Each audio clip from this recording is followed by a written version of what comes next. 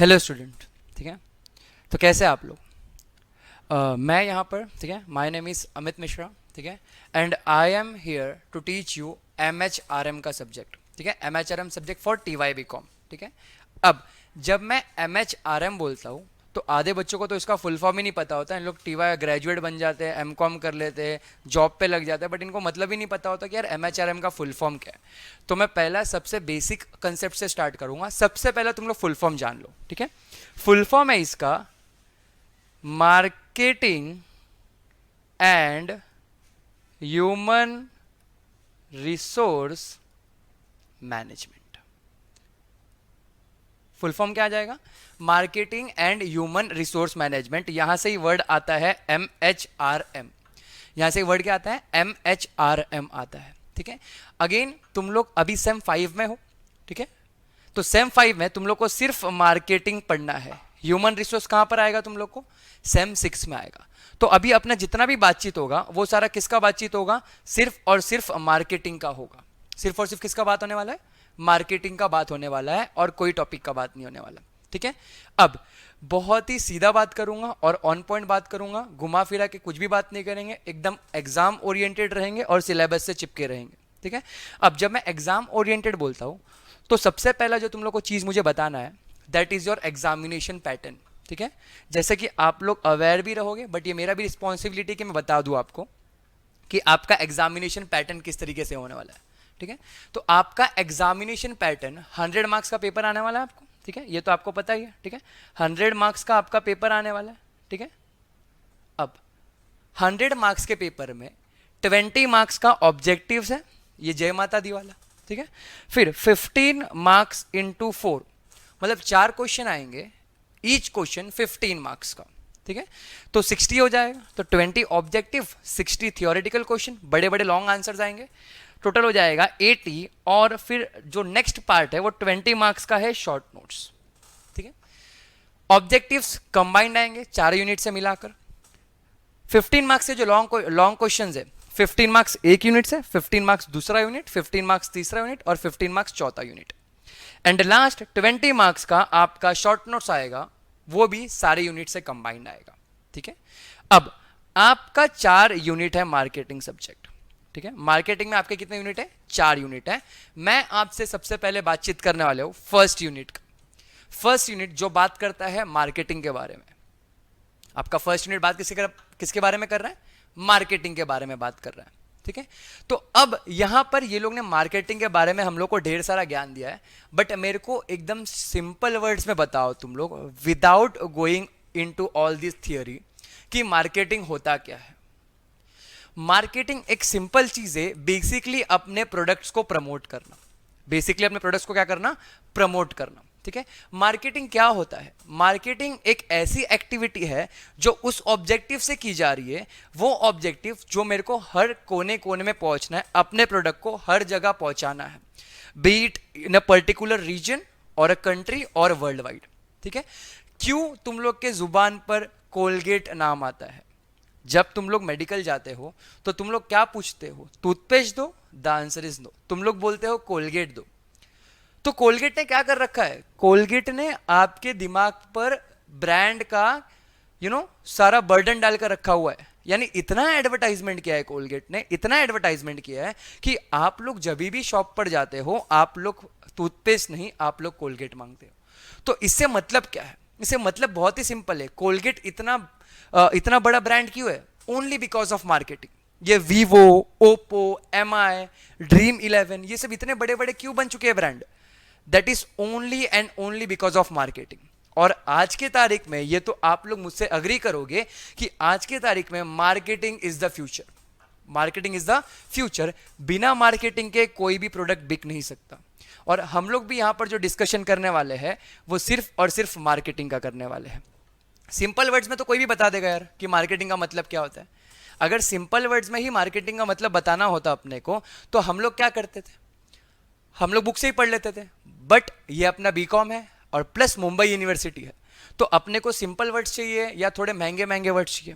तो but obvious थोड़े महंगे वर्ड्स चाहिए जो हम लोग यूज कर सके एग्जाम में और जिसके बेसिस पर हम लोग को मार्क्स मिल सके। ठीक है, मार्क्स स्कोर करना ही इंपॉर्टेंट एलिमेंट है। ट्रस्ट मी, मेरे साथ रहना, चैप्टर के साथ साथ चलते रहना, एकदम इजी चैप्टर है, एकदम इजी चैप्टर है। मैंने तुम लोग के लिए पूरा नोट्स बना दिया है, ठीक है, पूरा प्रिंटेड नोट्स तुम लोग को मिल जाएगा। ये नोट्स आप लोग जैसे ही पढ़ लोगे कंसेप्ट एकदम इजीली समझ जाएगा, ठीक है। मैं कोशिश करूंगा कि हर एक क्लास में अपना 2 से 3 क्वेश्चन हो जाए ताकि वो सेगमेंट डिवाइड हो जाए तो तुम लोग को इजीली समझ जाएगा, ठीक है। So without wasting any time let's start, ठीक है। पहले आप लोग ये जान लो कि आपके चैप्टर में है क्या, ठीक है। मैं बता रहा हूं यहां पर इंट्रोडक्शन टू मार्केटिंग, क्या लिख दिया यहां पर, इंट्रोडक्शन टू मार्केटिंग। ये आपका फर्स्ट यूनिट है, रिपीटिंग। मैं बात किसकी कर रहा हूं अभी यहां पर, फर्स्ट यूनिट की। टोटल 4 यूनिट है, अभी मेरे को बाकी 3 यूनिट से लेना देना नहीं है, मैं सिर्फ और सिर्फ फर्स्ट यूनिट का बातचीत करना लो, ठीक है। अब मैंने आप लोग का एक ब्रॉड फ्रेमवर्क बना दिया है, मैंने बता दिया आपको कि आपको पूरे चैप्टर में क्या क्या पढ़ना है। तो आपका फर्स्ट यूनिट 3 पार्ट में डिवाइडेड है। पहला पार्ट जहां पर आपको मार्केटिंग के बेसिक्स के बारे में जानने मिलेगा, दूसरा पार्ट जहां पर आपको मार्केटिंग रिसर्च के बारे में जानने मिलेगा, और थर्ड पार्ट जहां पर आपको कंज्यूमर बिहेवियर के बारे में जानने मिलेगा।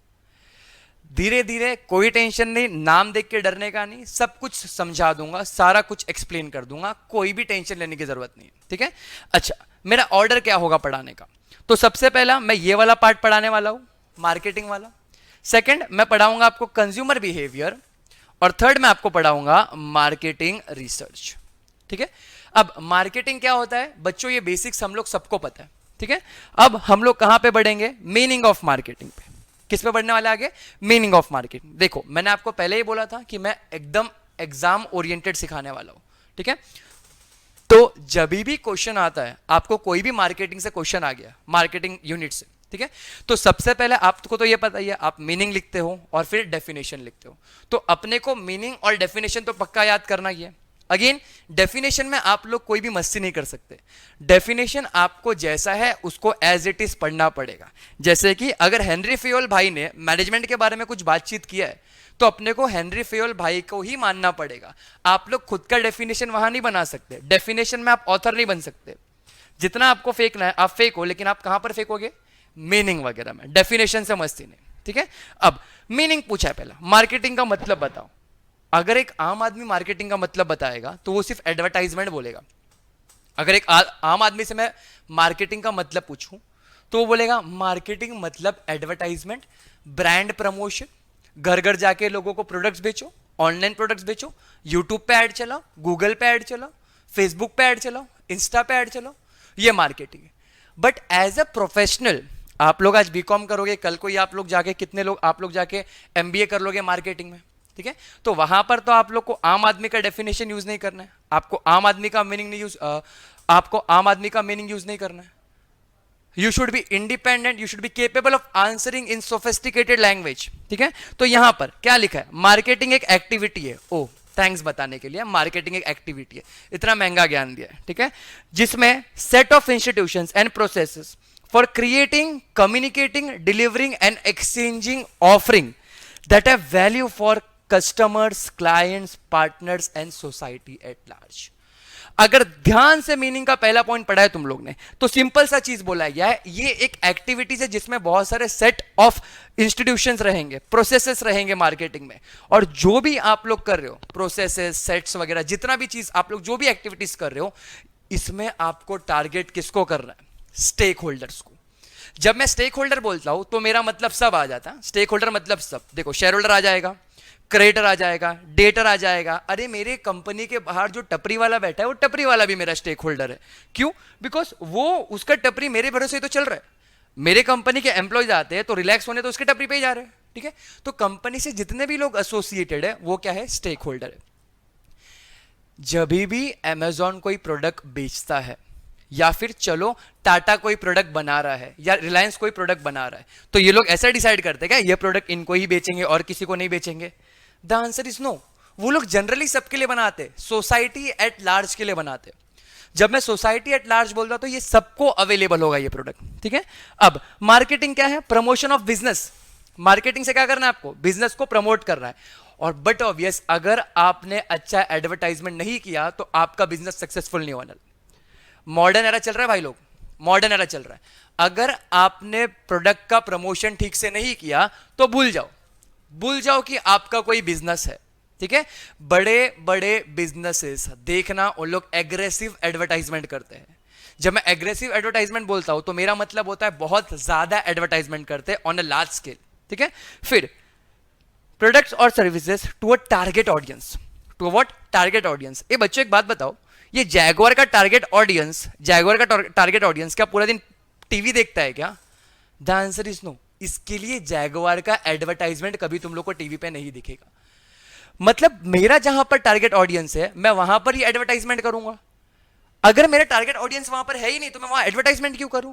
ये तो वही बात हो गई ना कि मैं टीवाई बीकॉम का जो क्लास है वो 11th स्टैंडर्ड के बच्चों लोग के लिए ले रहा हूं। किसी को इंटरेस्ट नहीं आएगा, ना ही मेरा प्रोडक्ट बिकेगा, ठीक है। आगे बढ़ते हुए, मार्केटिंग एक इंस्ट्रूमेंट है जो क्या क्रिएट करता है? डिमांड क्रिएट करता है। किसके लिए? फर्म्स प्रोडक्ट के लिए। किसके लिए? फर्म के प्रोडक्ट के लिए। कितने सारे प्रोडक्ट ऑनलाइन ऐसे होते हैं जो आते हैं और तुरंत बिक जाते हैं, with in seconds advance booking होता है उनका। क्यों बच्चा? Because of marketing. Because of what? Marketing. Product launch होने के 1 महीने पहले ही ये लोग बता देते हैं प्रोडक्ट्स में क्या क्या फीचर्स है, हर जगह एड वीड चलने लगेगा, हर जगह एड चलने लगेगा, तो लोगों को लगने लगेगा कि अरे क्या प्रोडक्ट है, और लोग तुरंत खरीदने के लिए भागते हैं। तो मार्केटिंग क्या क्रिएट करता है? आपके प्रोडक्ट के लिए डिमांड क्रिएट करता है। और यही डिमांड क्रिएट करने की वजह से क्या आपको कॉम्पिटिटिव एडवांटेज मिल सकता है? The answer is yes. क्या आप लोग आपके कॉम्पिटिटर से अच्छा परफॉर्म कर सकते हो? The answer is yes. क्या आप लोग अच्छा कॉर्पोरेट इमेज बिल्ड कर सकते हो? The answer is yes. So कहना ऐसे, ओवरऑल कोई भी ऑर्गेनाइजेशन हो, मार्केटिंग काफी ज्यादा इंपॉर्टेंट होता है। कोई भी ऑर्गेनाइजेशन हो, चाहे वो बिजनेस ऑर्गेनाइजेशन हो या नॉन बिजनेस ऑर्गेनाइजेशन हो, मार्केटिंग आपको इंपॉर्टेंट है। Marketing is universal in nature. दिमाग में बिठा लो ये बात, ठीक है। क्या बोल दिया मैंने? Marketing is universal in nature. जब मैं बोलता हूं marketing is universal in nature, मतलब आप कहीं पर भी चले जाओ, कहीं पर भी चले जाओ, मार्केटिंग होना ही होना है, बी इट बिजनेस ऑर्गेनाइजेशन और नॉन बिजनेस ऑर्गेनाइजेशन। कैसे? आपका कॉलेज बिजनेस ऑर्गेनाइजेशन नहीं है बट फिर भी वो मार्केटिंग करता है। कैसे? कौन सा कोर्स ऑफर करना है, क्या फीस होगा कोर्स का, फीस स्ट्रक्चर क्या होगा, कॉलेज में फैसिलिटीज या एमिनिटीज क्या क्या होगी, एक्सेट्रा एक्सेट्रा। और बिजनेस ऑर्गेनाइजेशन को तो मार्केटिंग एनी हाउ करना ही है, उनके पास कोई ऑप्शन नहीं है मार्केटिंग करने के अलावा, ठीक है। चलो, फिर बच्चे ना हमेशा कंफ्यूज होते हैं कि सर कौन सा डेफिनेशन पढ़ा जाए, कौन सा डेफिनेशन पढ़ा जाए। मैंने आप लोग के लिए एकदम सिंपल कर दिया है। एग्जाम में जो भी आपको क्वेश्चन आएगा वहां पर आपको एक ही डेफिनेशन पूछा जाना है, लिखना तो एक ही डेफिनेशन है ना आपको, ठीक है। तो डेफिनेशन सिंपल सा है। कहां से उठाया मैंने? चार्टर्ड इंस्टीट्यूट ऑफ मार्केटिंग, लेकिन इंडिया का नहीं, कहां का? यूके का। यूके मतलब उत्तराखंड, पूरा पैसा वेस्ट, ठीक है। यूके मतलब यूनाइटेड किंगडम, ठीक है। तो यूनाइटेड किंगडम में जो चार्टर्ड इंस्टीट्यूट ऑफ मार्केटिंग है, वो लोग मार्केटिंग को कुछ इस तरीके से डिफाइन करते हैं कि मार्केटिंग है क्या, ठीक है। अब ये लोग ने मार्केटिंग को डिफाइन किया है, एक सेकेंड ना,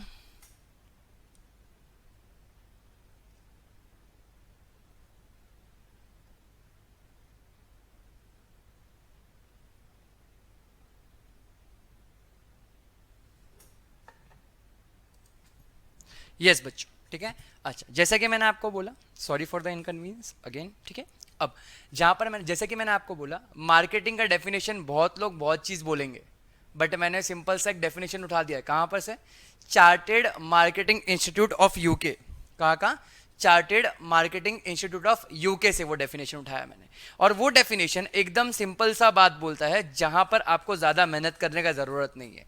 एंड एज ए स्टूडेंट हम लोग तो 2 लाइन का डेफिनेशन को टारगेट करते हैं ना, अपने को तो वही डेफिनेशन को टारगेट करना है जो सबसे छोटा है। तो यहां पर जो सबसे छोटा डेफिनेशन है मैंने भी तुम लोग के लिए वही टारगेट किया है, और वो क्या है? Marketing is the management process. Marketing is the management process of identifying, anticipating and satisfying customer requirements but profitability. मतलब मार्केटिंग क्या होता है? सबसे पहले मार्केटिंग में आपको आइडेंटिफाई करना होगा कि आपके कस्टमर्स कौन है और आपके कस्टमर्स आपसे क्या चाहते हैं। आपके कस्टमर्स कौन है और आपके कस्टमर्स आपसे क्या चाहते हैं, और कस्टमर्स का रिक्वायरमेंट जो है आपको भी वही गुड्स बनाना पड़ेगा। अगर मेरा कस्टमर आज डिमांड कर रहा है एंड्रॉइड फोन, तो क्या मैं उसको क्वालिटी कीपैड का फोन दूंगा तो वो एक्सेप्ट करेगा क्या? The answer is no. क्या मैं उसको नॉर्मल डब्बा दूंगा तो वो एक्सेप्ट करेगा क्या? The answer is no. इसके लिए तो नोकिया मार्केट से बाहर हो गया। नोकिया एक टाइम का लीडिंग मोबाइल मैन्युफैक्चरर, याद करो बचपन में सबके पास नोकिया नोकिया होता था, बट आज के डेट में क्या किसी के पास नोकिया है? The answer is no. Competitors आ गए और ये एंटिसिपेट करने में फेल हो गया नोकिया, इसके लिए वो मार्केट से बाहर हो गया। ठीक है, अब आगे जब भी आप लोग कस्टमर्स के नीड्स को आइडेंटिफाई कर रहे हो, एंटिसिपेट कर रहे हो, उनके नीड्स को सेटिस्फाई कर रहे हो, तो जो सबसे इंपॉर्टेंट चीज वहां पर आपको ध्यान रखना है वो है प्रॉफिटेबिलिटी। क्या मैं चैरिटी करने के लिए बनाया? क्या मैं चैरिटी करने के लिए बनाया? मैंने बिजनेस चैरिटी के लिए खोला है? The answer is no. मेरे को बिजनेस प्रॉफिटेबली करना है, मेरे को प्रॉफिट कमाना है। ठीक है, इसके लिए मैंने बिजनेस खोला है। सिर्फ कस्टमर कस्टमर करता रहूंगा ना तो कल मैं भी कस्टमर के लाइन में आ जाऊंगा कटोरी लेके, लाओ मेरे को भी पैसा दो, बिजनेस तो डूब गया ना। तो आपको कस्टमर के साथ साथ अपना प्रॉफिट पे भी ध्यान रखना पड़ेगा। बट इसका मतलब यह है क्या कि आप लोग सिर्फ प्रॉफिट के पीछे ही भाग रहे हैं? इसका मतलब यह है क्या कि सिर्फ प्रॉफिट के पीछे भाग रहा है? The answer is no. सिर्फ प्रॉफिट के पीछे नहीं भागना है आपको। प्रॉफिट के साथ साथ आपको सोसाइटी का इंटरेस्ट, कस्टमर्स का इंटरेस्ट, स्टेक होल्डर्स का इंटरेस्ट को भी बैलेंस करना है। ये कैसे, कब, ये मैं आगे आपको इवैल्यूएशन ऑफ मार्केट कांसेप्ट्स में सिखाऊंगा। ठीक है, आगे बढ़ते हुए सेकंड क्वेश्चन, ये सबसे पहला क्वेश्चन बन सकता है आपका, सबसे पहला क्वेश्चन बन सकता है ये। और ये क्वेश्चन का नाम क्या होगा? What are the features of marketing. What are the what features of the marketing. इसको मैं कैरेक्टरिस्टिक्स भी बोलता हूं, ठीक है, इसको मैं नेचर भी बोल सकता हूं। ठीक है, तो अगर कल कोई आ गया कैरेक्टरिस्टिक्स ऑफ मार्केटिंग तो डरने का नहीं, अरे ये क्या पूछ लिया, फीचर्स ऑफ मार्केटिंग ही पूछ रहा है, बस नाम महंगा कर दिया। ठीक है, और अगर पूछ लिया नेचर ऑफ मार्केटिंग, अरे मार्केटिंग का नेचर क्या है, अकड़ू तो नहीं है, अरे गधो, वो लोग फीचर्स ऑफ मार्केटिंग ही पूछ रहे हैं तुम लोग से। ठीक है, तो फीचर्स ऑफ मार्केटिंग सबसे पहला कस्टमर फोकस। सबसे पहला क्या बात बोला है लोग ने? कस्टमर फोकस बोला है। एक बात बताओ, मैं मार्केटिंग खुद के लिए कर रहा है या मेरे घर वालों के लिए कर रहा है? The answer is no. अगर मेरा बिजनेस ऑर्गेनाइजेशन है तो मेरे को फोकस किस पे रखना है? कस्टमर्स पर फोकस रखना है। और जब मैं बोलता हूं मेरे को कस्टमर्स पे फोकस रखना है तो मेरे को कस्टमर से फोकस रखे उनका नीड्स आइडेंटिफाई करना है, और नीड्स आइडेंटिफाई करके उस नीड्स को सेटिस्फाई करना है। बट अगेन मैं नीड्स कैसे सेटिस्फाई करूंगा बच्चा? प्रॉफिटेबली। मतलब पैसे तो कमाने ही है ना, चैरिटी तो करना नहीं है। ठीक है, अगेन मार्केटिंग एक ऐसा प्रोसेस है जो स्टार्ट भी कस्टमर से होता है और एंड भी कस्टमर पर होता है। यस बच्चा, स्टार्ट भी कस्टमर से होगा और एंड भी कस्टमर से होगा। कैसे, ये मैं बताता हूं आपको। ठीक है, आपको स्टार्ट करना है कस्टमर्स का नीड आइडेंटिफाई करने से, और आपको खत्म करना है कस्टमर्स के नीड्स को सेटिस्फाई करने तक। तो चालू भी कहां से हुआ? कस्टमर से। खत्म भी किस पे हो रहा है?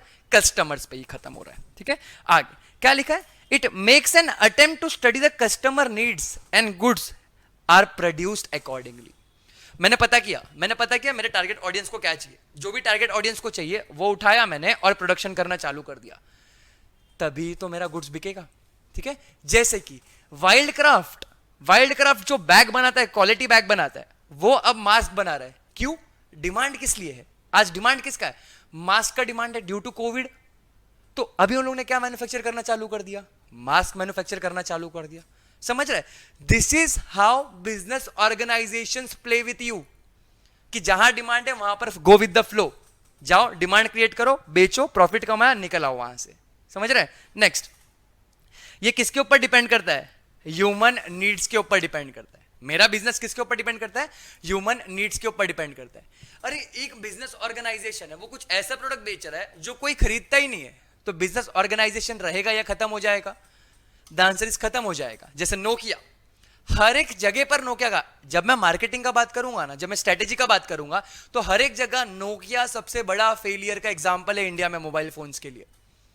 बिकॉज सैमसंग आया, उसके पीछे पीछे कितने साल बाद कंपनी खुली है, एमआई हो गया, आपका वीवो हो गया, ओप्पो हो गया, ये सब चाइनीज कंपनी आके मार्केट कैपिटलाइज करके चली गई, बट नोकिया वहां के वहां ही रुक गया। क्यों बच्चा?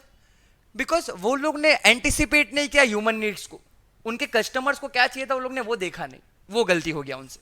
ठीक है, नाउ कॉम्पिटिटिव मार्केट में आपको आपके कस्टमर्स के लिए बेस्ट गुड्स देना है, आपको आपके कस्टमर्स के लिए क्या देना है, बेस्ट गुड्स देना है। अब जब मैं बेस्ट गुड्स बोलता हूं मतलब बेस्ट क्वालिटी का गुड्स देना है, तभी ही आपको कॉम्पिटिटिव एडवांटेज मिलेगा। ठीक है ना। सेकेंड लिखा है कस्टमर सेटिस्फैक्शन। क्या लिखा है, कस्टमर सेटिस्फैक्शन। पहला मैंने किस पे फोकस किया, मैं मार्केटिंग जब कर रहा हूं तो मैं फोकस किस पे कर रहा हूं बच्चा, मैं फोकस कर रहा हूं कस्टमर्स पे। मैं किस पे फोकस कर रहा हूं, कस्टमर्स पे। ठीक है, फिर कस्टमर्स पे फोकस करना ही काफी होता है या कस्टमर सेटिस्फैक्शन भी होना चाहिए? The answer is customer satisfaction भी होना चाहिए। अगर मेरा कस्टमर मेरे से खुश नहीं है तो क्या मेरा बिजनेस चलने वाला है? The answer is no. अगर आप शॉर्ट टर्म प्रॉफिट पे फोकस कर रहे हैं, if you are focusing on short term profit, तो आप थोड़े टाइम के लिए ही रहोगे, उसके बाद चले जाओगे। लेकिन अगर आपको लॉन्ग रन में चलना है, बहुत लंबे रेस का घोड़ा बनना है आपको, तो आपको मार्केटिंग करना पड़ेगा। और मार्केटिंग करने से आपको उसके साथ क्या क्या देखना पड़ेगा आपको, कि कस्टमर्स का सेटिस्फैक्शन हो रहा है कि नहीं। इसके लिए आप लोग ऑब्जर्व करना, जितने भी एमएनसीज है, बड़े बड़े ब्रांड्स है, पिज्जा हट से लेके अमेजॉन तक, ये लोग कस्टमर फीडबैक मांगते हैं। इवन आपका व्हाट्सएप कॉल एंड होने के बाद भी वो लोग पूछते हैं कितना रेटिंग देना है आपको, और जो कि आप हमेशा इग्नोर कर देते हो। क्यों? Because foreign entities, foreign companies, foreign firms, वो लोग का फोकस कहां पर है, कस्टमर सेटिस्फैक्शन पे। वो लोग कौन से प्रिंसिपल पे चल रहे हैं कि मेरा कस्टमर खुश रहेगा ना तो प्रॉफिट अपने आप आएगा, बिकॉज कस्टमर कहीं जा रहा नहीं है, और कस्टमर कहीं नहीं जा रहा तो पैसा तो उसका मेरे पास ही आ रहा है, क्योंकि खरीदने मेरे पास ही आएगा। तो कस्टमर सेटिस्फैक्शन काफी इंपॉर्टेंट हो जाता है यहां पर। ठीक है, लिखा है कस्टमर कुछ सर्विस एक्सेप्ट करता है, एक्सपेक्ट करता है, एक्सेप्ट नहीं रहे, एक्सपेक्ट करता है। ठीक है, और जो भी सर्विस वो एक्सपेक्ट कर रहा है वो एकदम कम दाम में एक्सपेक्ट कर रहा है। हाँ, एज ए कस्टमर आप लोग ही सोचो, आप लोग को हमेशा अच्छी चीज कम दाम में चाहिए होती है। ठीक है, तो अपने को ट्राई करना है कि हम लोग कितना जल्दी कर सकते हैं, कि कितना जल्दी कस्टमर्स के एक्सपेक्टेशंस को सेटिस्फाई कर सकते हैं। ठीक है, कितना जल्दी उनको अच्छा प्रोडक्ट बना के दे सकते हैं कम दाम में। ठीक है, अब ये किसके लिए होता है बच्चा, कस्टमर्स का फोकस हमेशा एक ही चीज पर होता है, और वो चीज क्या है कि कस्टमर्स को जितना उन्होंने पे किया उसका बेनिफिट उससे ज्यादा होना चाहिए। जितना भी पे किया ना उसका बेनिफिट उनसे ज्यादा होना चाहिए, ये कस्टमर का फोकस होता है। ठीक है, फिर लॉन्ग रन में कस्टमर सेटिस्फैक्शन इंपॉर्टेंट हो जाता है, बिकॉज वो हेल्प करता है ऑर्गेनाइजेशन को to achieve its objective. And next, customer satisfaction can be enhanced. Enhanced मतलब इंप्रूव्ड और डेवलप्ड, आप लोग कुछ भी बोल सकते हो इसको।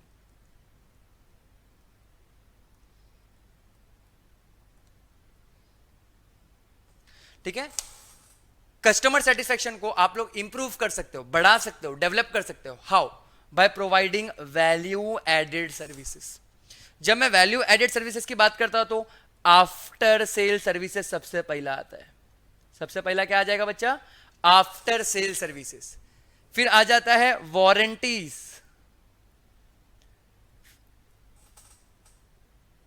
फिर आ जाता है वारंटीज, फिर आ जाता है गारंटीज। समझ रहा है? मतलब प्रोडक्ट बेचने के बाद, एक बात बताओ, प्रोडक्ट बेचने के बाद क्या आप अपने कस्टमर्स को भूल जाओगे क्या? The answer is no. उनको आपको केयर करना है, उनका आपको केयर करना है, उनको संभाल के रखना है। Customer retention is very important for an organisation to become successful, बहुत ही ज्यादा इंपॉर्टेंट होता है। ठीक है, तो आप लोग रिटेन कैसे करोगे? उनको अच्छा आफ्टर सेल सर्विस देके। जैसे कि मैंने कुछ गुड्स बेचा, से फॉर एग्जांपल मैंने रेफ्रिजरेटर बेचा। ठीक है, किसको बेचा? मैंने कस्टमर्स को रेफ्रिजरेटर बेचा, से फॉर एग्जांपल राजू को बेचा। ठीक है, राजू, श्याम और बाबू भैया मेरे पास आए थे, वो लोग बोले रेफ्रिजरेटर चाहिए, मैंने दे दिया रेफ्रिजरेटर। ठीक है, अब रेफ्रिजरेटर दे दिया, कल कोई अगर रेफ्रिजरेटर यानी फ्रिज में कुछ प्रॉब्लम है तो वो ठीक करने बट ऑब्वियस मेरे को जाना पड़ेगा। मैं वारंटी देता हूं उनको, मैं उनको गारंटी देता हूं, अगर कुछ हो गया तो रिप्लेस करके लेके चले जाना। या फिर मैं उनको बोलूंगा कि मैं आपको जब भी आपका वॉशिंग मशीन बिगड़ेगा 24/7 हमारे एम्प्लॉइज आपके खिदमत में हाजिर है। अगर मैं आपको बोलता हूं कि कोई प्रोडक्ट 1000 रुपए का है जिसपे 1 साल का वारंटी है, और मैं आपको बोलता हूं वही प्रोडक्ट दूसरा कंपनी बेच रहा है जो 1000 रुपए का है बट वारंटी 2 साल का है, तो आप कहां खींचे चले जाओगे? जिसपे 2 साल का वारंटी है। तो ये सब है ना साइकोलॉजिकल फैक्ट है जो कस्टमर सेटिस्फैक्शन को गवर्न करते हैं। ठीक है, now third, marketing is always objective oriented. Marketing आपका क्या है? हमेशा ऑब्जेक्टिव ओरिएंटेड है। आप लोग जब भी मार्केटिंग करते हो, मार्केटिंग किसी ना किसी पर्टिकुलर ऑब्जेक्ट से करते हो। और जब मैं कोई पर्टिकुलर ऑब्जेक्ट बोलता हूं, जब मैं कोई पर्टिकुलर ऑब्जेक्ट बोलता हूं, तो इससे मेरा मतलब क्या होता है कि आप लोग ने कुछ ना कुछ डिसाइड किया है। आप लोग ने कुछ ना कुछ डिसाइड किया है कि आप फ्यूचर में क्या करने वाले हो, आपके कंपनी का ऑब्जेक्टिव क्या है। इसका सबसे बड़ा एग्जांपल दूं मैं तो रिलायंस जियो। जियो स्टार्टिंग में जब आया था तो फ्री में डेटा बांट रहा था।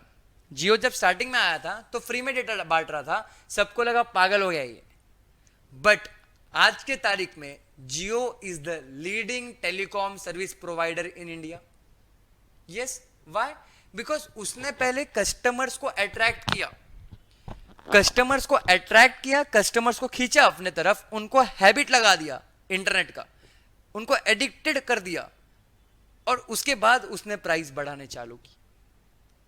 ठीक है, तो उसका ऑब्जेक्टिव क्या था? स्टार्टिंग में प्रॉफिट कमाना? The answer is no. उसका ऑब्जेक्टिव था कस्टमर बेस बढ़ाना। और एक बार कस्टमर बेस उसका प्रॉपर बन गया, कस्टमर बेस अपना सेट हो चुका है, तो कस्टमर्स तो मेरे पास ही रहने वाले। अगर मैं उनको अच्छा सर्विस प्रोवाइड कर रहा हूं तो मेरे पास तो प्रॉफिट अपने आप आ जाएगा। समझ रहा है? जियो ने अपने पहले साल में प्रॉफिट नहीं कमाया था, बट तीसरे साल, चौथे साल, जैसे जैसे ईयर आगे बढ़ता गया, उसका प्रॉफिट का ग्राफ भी ऊपर बढ़ता गया। इतना ऊपर बढ़ गया ग्राफ कि recently Mukesh Ambani became 4th richest person in the world. हाँ, बट वो अगेन फ्लक्चुएट हो रहा है बिकॉज उसके कंपनी के शेयर प्राइस ऊपर नीचे होते रहते हैं, रिलायंस इंडस्ट्रीज लिमिटेड के। ठीक है ना, यहां पर क्या लिखा है? Different objectives are fixed at different levels. अलग अलग लेवल पे अलग अलग मार्केटिंग के ऑब्जेक्टिव्स फिक्स होते हैं। जैसे कि अगर मैं बात करूं लोअर लेवल का, देखो ये तो पता ना आपको 3 लेवल ऑफ मैनेजमेंट होता है, एक टॉप लेवल, एक मिडिल लेवल और एक लोअर लेवल। तो लोअर लेवल का जो मैनेजमेंट है वो मार्केटिंग के लिए क्या फिक्स करेगा ऑब्जेक्टिव्स, कि उनको ज्यादा सेल्स करना है। मिडिल लेवल क्या सोचेगा कि ज्यादा प्रोडक्शन लाके दे दो इनको सेल्स करने के लिए। और टॉप लेवल क्या सोचेगा कि हम लोग सेल्स कैसे बढ़ाए, स्ट्रेटेजी क्या हो सकती है आगे। ये सब तो ऑब्जेक्टिव रहेगा ही, बट सबसे मेन ऑब्जेक्टिव क्या है? To earn profit along with satisfaction of human wants. मतलब मार्केटिंग के ऑब्जेक्टिव को मैं कुछ ऐसे बोल सकता हूं क्या? Marketing objective is equal to profit plus customer satisfaction. आप लोग को प्रॉफिट भी कमाना है और आप लोगों को क्या करना है? कस्टमर्स को भी at the same time satisfy करना है, तभी आपका कुछ बात बनने वाला है, अदरवाइज बहुत ही प्रॉब्लम होने वाला है। ठीक है, now marketing activities undertaken by seller makes an attempt to find out the weaknesses in the existing system and measures are taken to improve shortfall so that the objectives are achieved। मतलब अरे यार मैंने ना product बना के रखा है, पर प्रोडक्ट है ना बिक रहा ही नहीं है। मैंने एक काफी अच्छा प्रोडक्ट बना के रखा है, बट वो प्रोडक्ट कहीं बिक रहा ही नहीं है। अच्छा, नहीं बिकने का रीजन क्या है? मैं ना टारगेट ऑडियंस को चूज ही नहीं किया बराबर से। मतलब मैं 1500 की जीन्स नाला सुपारा में बेच रहा हूं, 1500 की जीन्स नाला सुपारा में बेच रहा हूं।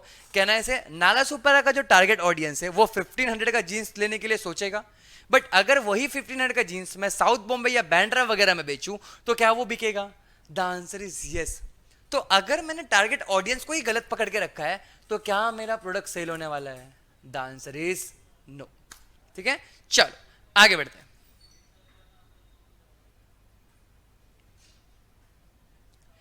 अच्छा, अब तक 3 सीख लिया, अब तक 3 फीचर सीख लिया तुम लोग ने। ठीक है, पहला मैंने बोला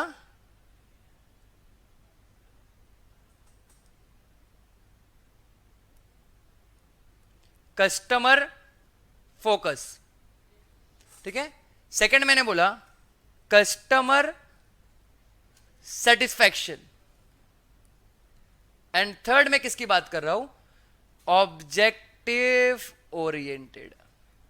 यानी आपका मार्केटिंग हमेशा किसी ना किसी ऑब्जेक्टिव के साथ होगा। ठीक है, CCO। ठीक है, ये 3 याद रखना। ठीक है, 3 पॉइंट हो गया। नेक्स्ट पॉइंट है सिस्टमैटिक प्रोसेस। आपका मार्केटिंग क्या है? एक सिस्टमैटिक प्रोसेस है, और वो प्रोसेस क्या क्या इन्वॉल्व करता है? पहला, आप लोग प्रोडक्ट को डिजाइन करो कस्टमर रिक्वायरमेंट के हिसाब से। प्रोडक्ट को डिजाइन करिए कस्टमर रिक्वायरमेंट के हिसाब से। अगर तुम लोग को याद होगा, वो एक दौर था, एक एरा था जहां पर बड़े बड़े टैबलेट्स जैसे फोन होते थे, इतने बड़े बड़े फोन, गैलेक्सी ये वो सब लोग लेके घूमते थे। But was it convenient to carry that tablet everywhere? The answer is no. So लोग आ गए, जितने भी ये मोबाइल फर्म्स थे, मोबाइल कंपनीज थी, वो लोगों ने चेंज कर दिया अपना प्रोडक्ट्स और बना दिया क्या? मोबाइल छोटा सा। अब जो साइज का चाहिए आपको वो साइज का मोबाइल मिल जाता है, टैबलेट कैरी करने का जरूरत नहीं है। कहना ऐसे छोटे ही साइज का screen touch mobile was the need at that point of time. हाँ, तो वहां पे ही मोबाइल कंपनीज ने उस नीड्स को ग्रैब किया, वो अपॉर्चुनिटी को ग्रैब किया और प्रोडक्ट को डिजाइन किया। अगेन, जब भी मैं प्रोडक्ट को डिजाइन करूंगा, कस्टमर रिक्वायरमेंट को ध्यान में रख के डिजाइन करूंगा। सेकेंड, आप लोग को राइट प्राइस फिक्स करना है। आप लोग क्या करना है? राइट प्राइस, यानी सही प्राइस, सही कीमत लगानी है। अगर मैं तुम लोग को बोलूं कि एक रस्ते का जीन्स मैं तुम लोग को 2500 में बेच रहा हूं, 2500 में बेच रहा हूं, तो क्या तुम लोग खरीदने के लिए रेडी रहोगे क्या? वही जीन्स से बांध कर मेरे को मारोगे। बट अगर वही तुम लोग को बोलूं ये जीन्स लिवाइस की है, ये जीन्स डीजल की है, ये जीन्स गैस की है, गैस एक ब्रांड है, बट बता देता हूं गैस एक ब्रांड है, ठीक है? तो अगर मैंने तुम लोग को ऐसा बोल दिया ब्रांड है और सच में वो ब्रांड है, तो क्या आप तुम लोग 2500 स्पेंड करने के लिए रेडी रहोगे? The answer is yes. So कहने से charging right price plays an very important role, क्योंकि अगर आपके प्रोडक्ट का प्राइस अच्छा है तो ही आपके प्रोडक्ट बिकेंगे, अदरवाइज नहीं बिकने वाले। नेक्स्ट, प्रमोशन करना है। अच्छा, कौन सा promotion? Effective promotion of product. अब प्रमोशन कैसे कर सकते हो? Advertisement, sales promotion, door to door जाके सेल करना प्रोडक्ट्स को, ठीक है? हाईवे पे होर्डिंग्स लगा देना बड़े बड़े, ठीक है? ऐसे ऐसे करके आप क्या कर सकते हो? प्रोडक्ट का प्रमोशन कर सकते हो। And next, distributing the products at the right place, यानी सही जगह पर सही प्रोडक्ट को डिस्ट्रीब्यूट करना एक बहुत ही इंपॉर्टेंट फैक्टर बन जाता है, बहुत ही ज्यादा इंपॉर्टेंट फैक्टर बन जाता है, ठीक है? कैसे? मैं बताता हूं तुम लोगों को, ठीक है? अगर मैं यूएसए में जाके साड़ीज बेचूं तो बिकेगा? हाँ बिकेगा, बट ऑब्वियस बिकेगा। बट क्या उतने स्केल पर बिकेगा जो स्केल पे इंडिया में बिकता है? The answer is no. तो अगर मैं अपने प्रोडक्ट को गलत जगह पर डिस्ट्रीब्यूट कर रहा हूं, तो क्या मेरे बिजनेस का स्ट्रैटेजी, मेरे बिजनेस का मार्केटिंग स्ट्रैटेजी सही है या गलत है? बट ऑब्वियस क्या है? गलत है, ठीक है ना? फिर मैंने आपको बताया था मार्केटिंग का कंसेप्ट क्या है बच्चा? Universal in nature. जब मैं यूनिवर्सल इन नेचर बोलता हूं तो ये सबको अप्लाई होता है। That means business organisation and also non business organisation. आप लोग कहीं पर भी चले जाओ, आपको मार्केटिंग अप्लाई होना ही होना है। जैसे कि मैंने आपको पहले भी बताया था, आपका कॉलेज चूज करता है ना कि आपको कौन सा कोर्स देना है, कौन से प्राइस पर कोर्स देना है, कोर्स के साथ और एडिशनल फैसिलिटीज क्या होगी, एक्सेट्रा एक्सेट्रा, ठीक है ना? आपका मार्केटिंग कंटिन्यूअस है और रेगुलर एक्टिविटी है। क्या मैं एक बार मार्केटिंग करके छोड़ दूंगा? क्या छोड़ दो, जाओ मेरा हो गया प्रोडक्ट, लेके जाओ लेके जाओ? The answer is no. एक बार मैंने मार्केटिंग कर दिया तो मेरे को कंटिन्यूअसली प्रोडक्ट्स को अपडेटेड रखना है मार्केट में। अरे कोलगेट तो सक्सेसफुल ब्रांड है, कोलगेट तो सक्सेसफुल ब्रांड है ना, ठीक है? फिर क्यों आज वो माइक लेके रिपोर्टर आ जाते दीवार तोड़ के कि आपके टूथपेस्ट में नमक है? हो गया ना, उनका ब्रांड तो एस्टैब्लिश है। Toothpaste, sorry Colgate, Pepsodent, Dabur, Patanjali, ये सब तो एस्टैब्लिश्ड है ऑलरेडी। क्या जरूरत है इनको एडवर्टाइजमेंट करने का? द आंसर इज बहुत ही ज्यादा जरूरत है। जरूरत यह है कि कस्टमर्स को बार बार याद दिलाना है कि हम लोग अभी मार्केट में है, गए नहीं है, हम लोग अभी मार्केट में है, गए नहीं है। किसी को नोकिया याद है क्या आज के तारीख में? द आंसर इज नो, क्योंकि मार्केट से गया तो गया ही। अरे नोकिया ने बाद में लेके आया अपना एंड्रॉइड फोन, लेकिन क्या वो सक्सेसफुल हुआ? The answer is no, because उनका मार्केटिंग, उनका एडवर्टाइजमेंट उतना एग्रेसिव नहीं था as compared to their competitors, ठीक है? तो वही बोला है यहां पर कि मार्केटिंग एक ऐसी एक्टिविटी है जो हमेशा आपको प्लान करना है, प्राइस करना है, प्रमोट करना है और डिस्ट्रीब्यूट करना है, ठीक है? प्लान क्या करना है, आप लोगों को कौन सा प्रोडक्ट लेके आना है, प्राइस किसका लगाओगे, प्रोडक्ट का लगाओगे, प्रमोट क्या करोगे, बट ऑब्वियस प्रोडक्ट, प्राइस किसका करोगे, प्राइसिंग किसका करोगे, प्रोडक्ट का करोगे, प्लान क्या करोगे, कौन सा प्रोडक्ट चाहिए, कौन सा प्रोडक्ट चाहिए, ये बहुत बड़ा क्वेश्चन हो जाता है, ठीक है? अच्छा, जब आपको पता चल गया कि कस्टमर्स को कौन सा प्रोडक्ट चाहिए, तो आप लोग उस प्रोडक्ट की क्या करोगे भाई, प्राइसिंग लगा दो।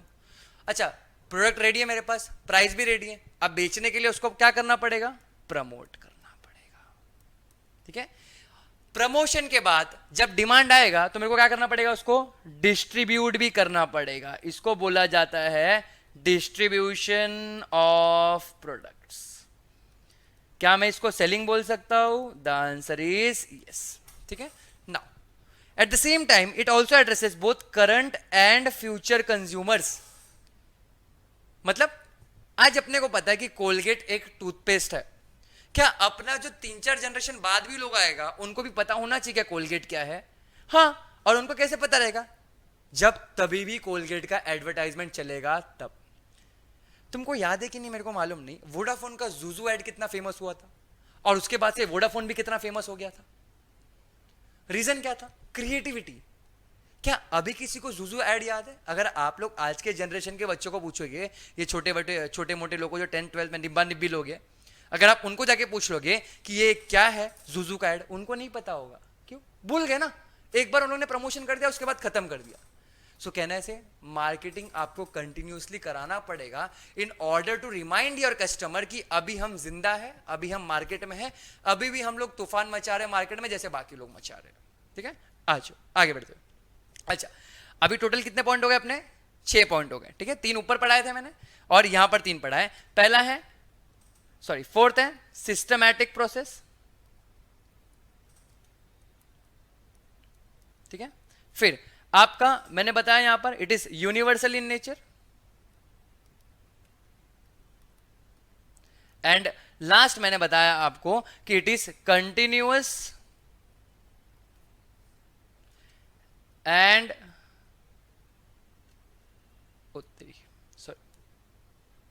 Continuous and regular activity.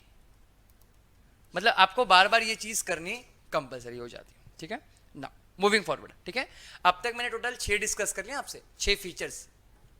ना यहां पर मार्केटिंग बच्चा is an exchange process. Marketing involves exchange process. Exchange process जब भी मैं बोलता हूं मतलब क्या एक्सचेंज करना है आपको? गुड्स और सर्विसेज या फिर ideas with the medium of money. मतलब जब मैं आपको गुड्स ऑफर कर रहा हूं तो आप मेरे को उसके बदले क्या देने वाले हो? पैसा देने वाले हो, कंसिडरेशन देने वाले हो, वो भी मनी में। अगर गुड्स के बदले गुड्स चाहिए तो मैं गुड्स बेचूंगा या बार्टर करूंगा? बार्टर करूंगा, बट ऑब्वियस। तो यहां पर मेरे को गुड्स बेचना है क्या? हाँ। किसके लिए बेचना है? पैसों के लिए। किसके लिए बेचना है? पैसों के। बिना पैसों के कुछ होने वाला है क्या आज की तारीख में? The answer is no. ठीक है, एक्सचेंज किसके बीच में होता है? देखो इतना भयंकर ज्ञान दिया ना यहां पर। एक्सचेंज किसके बीच में होगा? सेलर्स के और बायर्स के बीच में। बट ऑब्वियस सेलर सेल करेगा, बायर बाय करेगा और प्राइस देगा, तभी तो exchange of goods and services और कैश होगा। नाउ मूविंग फॉरवर्ड, जितना भी मार्केटिंग एक्टिविटीज है सारा का सारा किस पे फोकस रखता है? एक्सचेंज ऑफ गुड्स पे। जब मैं एक्सचेंज ऑफ गुड्स बोलता हूं तो गुड्स के बदले क्या चाहिए मेरे को? पैसे चाहिए। ठीक है, now functions such as distribution, after sale service and packaging helps in the exchange process. ठीक है, डिस्ट्रीब्यूशन यानी गुड्स को डिस्ट्रीब्यूट करना, सेल करना। आफ्टर सेल सर्विस जैसे मैंने आपको बताया, वारंटीज हो गया, गारंटीज हो गया, सर्विसिंग करना कंटिन्यूअसली। या फिर पैकेजिंग, या फिर क्या बोला मैंने? पैकेजिंग, गुड्स को ठीक से पैक विक करके डिस्ट्रीब्यूट करना। ये बहुत ही इंपॉर्टेंट और क्रूशियल रोल प्ले करता है एक्सचेंज प्रोसेस में। ठीक है, तो चलो और एक ऐड कर लेते हैं यहां पर।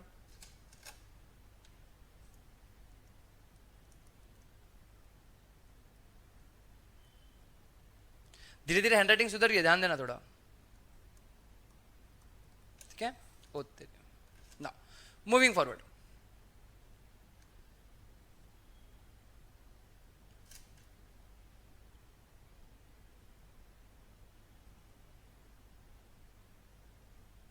ठीक है, अब हर एक ऑर्गेनाइजेशन एक मार्केटिंग एनवायरनमेंट में ऑपरेट करता है। Every business organisation operates in a marketing environment. जब मैं मार्केटिंग एनवायरनमेंट बोलता हूं तो मेरा बिजनेस ऑर्गेनाइजेशन सराउंडेड है अलग अलग चीजों से। मेरा बिजनेस ऑर्गेनाइजेशन क्या है? सराउंडेड है। किससे सराउंडेड है? अलग अलग चीजों से सराउंडेड है। और वो अलग चीज क्या है? इकोनॉमिक पॉलिसीज, यानी अपने आरबीआई का पॉलिसी क्या है, अपने फेमा का पॉलिसी क्या है। FEMA foreign exchange management act, ये एक अथॉरिटी है जो फॉरेन एक्सचेंज वगैरह को मैनेज करती है। फिर कंट्री में मार्केट कंडीशंस क्या है, अपने रिलेटेड एनवायरमेंटल फैक्टर्स क्या है, मतलब मैं कुछ ऐसे प्रोडक्ट्स को मैन्युफैक्चर करता हूं जिससे एनवायरमेंट को एनवायरमेंट में पॉल्यूशन होता है, एनवायरमेंट खराब होता है, तो वो प्रोडक्ट मेरे को मैन्युफैक्चर करने दिया जाएगा? The answer is no. तो मेरे को कुछ ना कुछ स्टेप्स ऐसे लेने जिससे मैं क्या करूंगा यार, वो पॉल्यूशन लेवल को कम कर दूंगा। फिर यहां पर पॉलिटिकल, टेक्नोलॉजिकल, डेमोग्राफिक, ये मैं बताऊंगा आगे इन डिटेल, ठीक है, and international influence marketing activity, ये सारी चीज मैं आपको बताने वाला हूं। बट यहां पर अभी समझ के रखना तुम लोग कि एक बिजनेस ऑर्गेनाइजेशन कहां पर ऑपरेट कर रहा है, एक मार्केटिंग एनवायरनमेंट में ऑपरेट कर रहा है। और जब मैं बोलता हूं कि मार्केटिंग एनवायरनमेंट में ऑपरेट कर रहा है, मतलब उसके रिलेटेड, उसके एसोसिएटेड बहुत सारे फैक्टर्स हैं, ठीक है। Now marketing activities are inseparable from such environmental factors. मतलब क्या मैं बिना इकोनॉमिक पॉलिसीज के बिजनेस कर सकता हूं इंडिया में? क्या मैं बिना लॉ को फॉलो किए बिजनेस कर सकता हूं इंडिया में? क्या मैं डिमांड सप्लाई को बिना ध्यान में रखते हुए बिजनेस कर सकता हूं इंडिया में? द आंसर इज नो, ठीक है। ये सारे एनवायरमेंटल फैक्टर्स हर एक बिजनेस ऑर्गेनाइजेशन को एप्लीकेबल है। Every business organisation is surrounded by above marketing environment।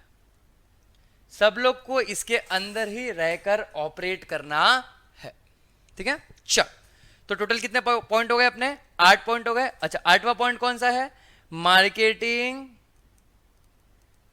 Environment, ठीक है। थोड़ा ध्यान देना, थोड़ा ध्यान देना। एग्जाम में आपको 7 या 8 मार्क्स का क्वेश्चन आने वाला है, ठीक है। 7 या 8 मार्क्स के क्वेश्चन के लिए ये 8 पॉइंट्स इनफ है, ये 8 पॉइंट्स इनफ है। इससे ज्यादा पॉइंट्स याद करने की आपको जरूरत नहीं है। बट बच्चा हमेशा चॉइस ढूंढता है, बच्चा जो है वो हमेशा चॉइस ढूंढता है। तो मैंने चॉइस यहां पर लाके दे दी है तुम लोग को, मतलब मैंने कुछ एक्स्ट्रा पॉइंट्स यहां पर इंक्लूड कर दिए हैं जिससे कि आप लोगों को जो पॉइंट इजी लगे आप लोग वो पॉइंट चूज करके एग्जाम में आंसर लिख सकते हो, ठीक है। नेक्स्ट क्या है? Targeting market operations. उसके पहले ये सी वाला पॉइंट छूट गया ऊपर वाले मार्केटिंग एनवायरनमेंट से, ठीक है। A successful marketer needs to adapt to this changing factors. मतलब एक सक्सेसफुल मार्केटर वही इंसान होता है जो एनवायरनमेंट चेंज को तुरंत अडॉप्ट यानी एक्सेप्ट कर लेता है और चेंज के अकॉर्डिंगली ढल जाता है, जिसको मैं फ्लेक्सिबिलिटी भी बोलता हूं, ठीक है। जिसको मैं क्या बोलता हूं? फ्लेक्सिबिलिटी भी बोलता हूं। फ्लेक्सिबिलिटी बेसिकली क्या होता है? बिजनेस चेंज हुआ, मैं भी तुरंत बिजनेस के हिसाब से चेंज हो गया, है ना। सब कुछ चेंज हो गया, एनवायरमेंट ही चेंज हो गया। अरे डिमांड ही अचानक से बंद हो गया, जैसे वाइल्डक्राफ्ट ने चेंज किया फ्लेक्सिबिलिटी। वाइल्डक्राफ्ट ने क्या दिखाया? फ्लेक्सिबिलिटी। अच्छा, फ्लेक्सिबिलिटी कैसे दिखाया? डिमांड किसका आने लगा अचानक से? मास्क का। बनाना क्या चालू कर दिया? मास्क बनाना चालू कर दिया। एंड अगेन वाइल्डक्राफ्ट जैसा ट्रस्टेड ब्रांड अगर ये सारी इंडस्ट्री में घुसेगा तो लोग खरीदने ही वाले हैं, पक्की बात है, ठीक है। नाउ आगे बढ़ते हुए लिखा है टारगेट मार्केट ऑपरेशंस, यानी मार्केटिंग का गोल क्या होता है? मार्केट ऑपरेशंस ही नहीं बल्कि कस्टमर्स को भी ध्यान में रखना होता है। आपको आपके कस्टमर्स को भी ध्यान में रखना होता है। अच्छा, जब मैं कस्टमर्स को ध्यान में रखने की बात करता हूं तो मैं सिर्फ प्रेजेंट कस्टमर्स की बात कर रहा हूं या फ्यूचर कस्टमर्स की भी बात हो रही है? द आंसर इज दोनों, present customers as well as prospective customers. Prospective मतलब फ्यूचर कस्टमर्स, ठीक है। नाउ आपका marketing is an art. Why art? Because आप लोग मेरे को बताओ, क्या आजकल मार्केट में कंपटीशन है कि नहीं है? मार्केट में कंपटीशन है कि नहीं है? है, कहने से जबरदस्त कंपटीशन है। अगर आप लोग ने थोड़ी भी गलती की तुरंत आपका ब्रांड छोड़ के लोग दूसरी जगह चले जाएंगे, ठीक है। तो ऐसे एनवायरनमेंट में रहकर मार्केटिंग कर कर बिजनेस को सक्सेसफुल करना, ये एक कला ही तो है, ये एक आर्ट ही तो है। देखो क्या लिखा है, marketing is basically an art but obvious in a highly competitive environment. आप लोग कोई भी इंडस्ट्री चुन लो, कोई भी इंडस्ट्री पकड़ लो, हर जगह कंपटीशन होगा ही होगा। अच्छा, आप लोग बताओ मेरे को कि मार्केट में कंपटीशन होना चाहिए या मोनोपोली होना चाहिए? बट ऑब्वियस कंपटीशन होना चाहिए। अगर मोनोपोली होगा, अगर सिंगल सेलर होगा, तो वो तो वाट लगा देगा पूरे मार्केट की। तो मार्केट में हमेशा क्या होना चाहिए, कंपटीशन होना जरूरी है, ठीक है। Now it is really an art to sell companies product and services effectively. Why? Because of huge competition. आप लोग मोबाइल फोन का एग्जांपल ले लो ना, एक दो ही मोबाइल फोन है पूरे इंडस्ट्री में, कहना ऐसे मैं गिन नहीं सकता इतने सारे मोबाइल फोन है, ठीक है ना। नेक्स्ट है कॉम्पिटिटिव एडवांटेज। अगर आप लोग ठीक से मार्केटिंग करते हो, ठीक से अपने प्रोडक्ट्स को प्रमोट करते हो, एडवर्टाइजमेंट करते हो, सेल्स प्रमोशन करते हो, कोने कोने तक पहुंचते हो, तो आपको आपके कॉम्पिटिटर्स के कंपैरिजन में कॉम्पिटिटिव एडवांटेज मिल जाएगा। और अगर कॉम्पिटिटिव एडवांटेज मिलेगा तो आपका सेल्स ज्यादा होगा, सेल्स ज्यादा होगा तो रेवेन्यू ज्यादा आएगा, इनकम ज्यादा आएगा, प्रॉफिट ज्यादा आएगा, आपके कंपनी का कॉर्पोरेट इमेज भी डेवलप हो जाएगा, ठीक है ना। क्या लिखा है? Effective market helps to face competition in the market. जैसे कि एमआई का बात करता हूं मैं, भले से चाइनीज कंपनी है, लेकिन the most trusted and the most जिसका सबसे ज्यादा प्रोडक्ट बिक रहा है मार्केट में is MI phone only, Xiaomi, ठीक है। उसके सारे प्रोडक्ट्स वगैरह बिक रहे हैं मार्केट में। Why? Advertisement. Why? Because advertisement. Vivo Ranveer Singh को ले लिया, आओ एडवर्टाइजमेंट करो। अब रणवीर सिंह तो अगर फालतू चीज का भी एडवर्टाइजमेंट करे तो लड़की लोग तो वैसे भी लेने वाले वो फोन। हाँ, उसका ऑरा ही वैसा है, सेलिब्रिटी है ना वो, ठीक है। तो उसी तरीके से ये लोग ने क्या कर दिया, इतना मार्केटिंग कर दिया, इतना एग्रेसिव मार्केटिंग कर दिया कि उनके प्रोडक्ट्स के बारे में हर एक इंसान को पता है, हर एक कोने कोने में उनको पता है, ठीक है। अब professional marketers need to be proactive in decision making. जब मैं बोलता हूं they need to be proactive in decision making, इससे मेरा मतलब क्या होता है? प्रोएक्टिव मतलब they are the first movers. Proactive मतलब क्या होता है? First movers. फर्स्ट मूवर्स मतलब दे आर द वन जिसने सबसे पहले चालू किया है, जिसने क्या किया, सबसे पहले उस फील्ड में एक्सप्लोरेशन चालू किया, जिसने सबसे पहले वो फील्ड में एंट्री मारी है।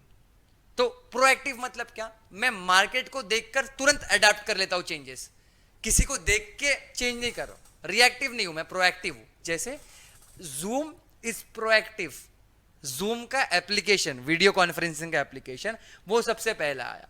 But Jio Meet is reactive, क्योंकि उन्होंने जूम को देखकर अपना प्लेटफॉर्म बनाया। समझ रहे ना?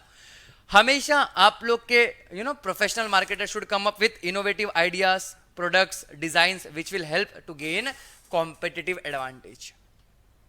अगर आपको याद होगा तो सबसे पहला फोन आया एक कैमरा का, एंड्रॉइड, फिर 2 कैमरा आया, 3 कैमरा आया, अब क्वाड कोर आ रहा है, 4 कैमरे, उसमें भी अलग अलग डिजाइन, फिंगरप्रिंट आ गया। What are they doing? They are bringing innovative ideas in products and they are designing the products in such a way that it is helpful to gain competitive advantage. समझ रहे तुम लोगों मैं क्या बोलना चाह रहा हूं, ठीक है। फिर नेक्स्ट लिखा है कॉर्पोरेट इमेज। क्या लिखा है? Corporate image. अगर मैंने बहुत ही अच्छा मार्केटिंग कर दिया तो मेरी कंपनी का जो ब्रांड है वो लोगों के नजर में ऊपर उठ जाएगा। ऊपर उड़ जाएगा मतलब मेरे कंपनी का कॉर्पोरेट इमेज, मेरे कंपनी का गुडविल अच्छा हो जाएगा। कैसे? मैं आपको बताता हूं। जब मैं आपको टाटा का नाम लेता हूं, टाटा एंड सन्स का, टाटा एंड सन्स इंडिया की बहुत ही बड़ी कंपनी है, ठीक है। तो जैसे आप लोग टाटा का नाम सुनते हो, आप लोग के दिमाग में वो इमेज बन जाता है अच्छाई वाला। समझ रहे? अच्छा, यही इमेज जब मैं रिलायंस का नाम लेता हूं ना, तब नहीं बनता। Why? Because Tata is more into charitable business, ज्यादा चैरिटी करता है वो लोग एज कंपेयर टू रिलायंस वगैरह। इसका मतलब ये है कि रिलायंस चैरिटी नहीं करता? The answer is no. Reliance अपने जगह पे चैरिटी कर रहा है, बट टाटा कुछ ज्यादा ही चैरिटी करता है, इसके लिए लोगों को पसंद है, ठीक है। तो ये भी उनका एक मार्केटिंग स्ट्रेटेजी बोल सकते हो आप लोग, but that is not there core marketing strategy, that is just an advantage of doing charity, कि उनका प्रोडक्ट ऑटोमेटिकली बिक जाता है। अगर मैं आपको 2 ऑप्शन दूं, एक नॉर्मल नमक, एक टाटा नमक, पब्लिक आग बंद करके टाटा नमक ही लेने वाला है। वाई? बिकॉज टाटा का गुडविल अच्छा ना मार्केट में, तो कॉर्पोरेट इमेज बहुत ही बड़ा रोल प्ले कर देता है आपके बिजनेस ऑर्गेनाइजेशन में, ठीक है। देखो क्या लिखा है, effective marketing helps to develop good corporate image. Okay, thank you. Now good corporate image in the minds of stakeholders help a firm to expand and grow. अब यहां पर अगर मैं टोटल बात करूं आपसे, तो मैंने आप लोगों को टोटल 12 पॉइंट बता दिया, ऊपर 8 पॉइंट बताए थे और यहां पर 4 पॉइंट बता दिए, ठीक है। अब स्टेक होल्डर का मतलब आपको बता देता हूं।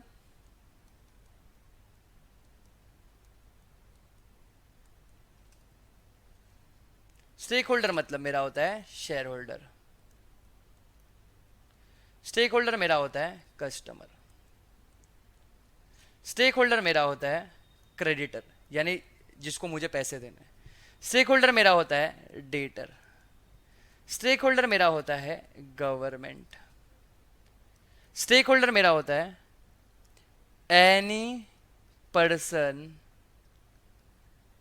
Associated with the company directly और इनडायरेक्टली। तो स्टेक होल्डर वर्ड सुन के कंफ्यूज नहीं होने का। अच्छा, is there any difference between shareholder and stakeholder? The answer is yes. Shareholder is a narrower term जो सिर्फ कंपनी के shareholder, equity shareholders और प्रेफरेंस शेयर होल्डर्स की बात करता है। एंड स्टेक होल्डर्स में सारे आ जाते हैं, डेटर, क्रेडिटर्स। अच्छा, एक तो चीज भूल ही गया मैं यहां पर, डिबेंचर होल्डर्स। बेसिकली ये क्रेडिटर्स ही है, बट मैं इनको अलग लिख रहा हूं, ठीक है। ये क्या है? Debenture holders. तो यहां पर आपका पहला क्वेश्चन हुआ कंप्लीट। जो आप लोग को पहला क्वेश्चन पूछा जाता है, वो पहला क्वेश्चन क्या पूछ सकते हैं ये लोग? They will ask you questions that what are the features of marketing, और they will ask you what is nature of marketing, और they will ask you what are the characteristics of marketing. Again बच्चों, आप लोगों को कितना point लिखना है? 7 to 8 points, maximum 8 points, maximum 8 points. हाँ, लेकिन अगर आपके पास टाइम है, आपको पूरे पेपर में सिर्फ एक ही क्वेश्चन आ रहा है, तो 8 का फिर पूरा 12 लिख दो अगर याद है तो। समझ रहे तुम लोग को? ठीक है। I believe notes are very simple and points are also very simple. यहां पर रीड कर लिया तो आपको कोई और बुक रीड करने की जरूरत नहीं है। तो यहां पर अभी मैंने आपका क्या कवर किया?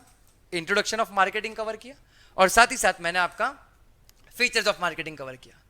और यहां पर हम लोग अपना पहला सेशन एंड करेंगे। नेक्स्ट सेशन में मैं आपसे आगे का बात करने वाला हूं, ठीक है। Thank you so much guys.